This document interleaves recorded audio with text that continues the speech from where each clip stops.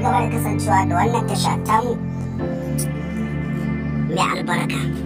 Za mu ci gaba da shaɗantar da ku tare da kawo muku sababbin labarai a kodayaushe. Kada ku manta ku danna mana subscribe, sannan ku danna alamar karrawa domin samun sababbin shirye-shiryenmu a kodayaushe kuma da zarar mun dora. Inna lillahi wa inna ilaihi raji'un.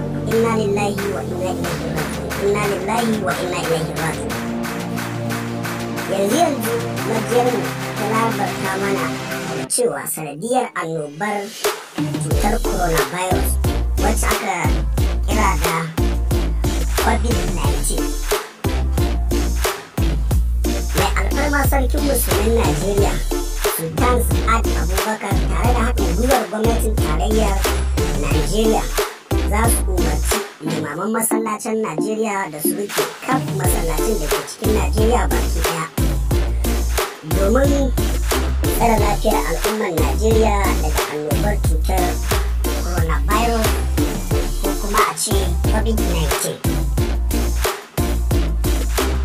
Kada kuma ta ku danna subscribe, sannan ku danna mana alamar ƙararrawa domin samun sababbin shirye-shiryenmu da zarar mun dora. Majiyar ta ƙara da cewa wannan umarnin zai fara aiki ne a cikin wannan daren da muke ciki, wanda zai sa al'umma su tsaya da yin sallar jam'i tare da sallar juma'a a cikin masallacin Najeriya zuwa wani ɗan lokaci.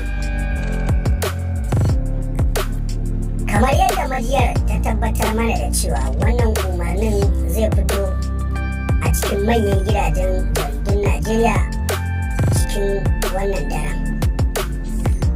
Wato ina so al'umma su fahimci cewa addinin musulunci addini ne mai sauƙi.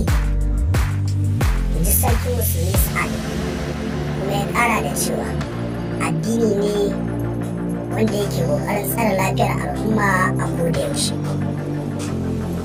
Tare da yin addu'a yana cewa muna roƙon Ubangiji Allah ya sa hakan da mahukuntan Najeriya za su yi ya zamo alkhairi ga Najeriya da al'ummar Najeriya baki ɗaya.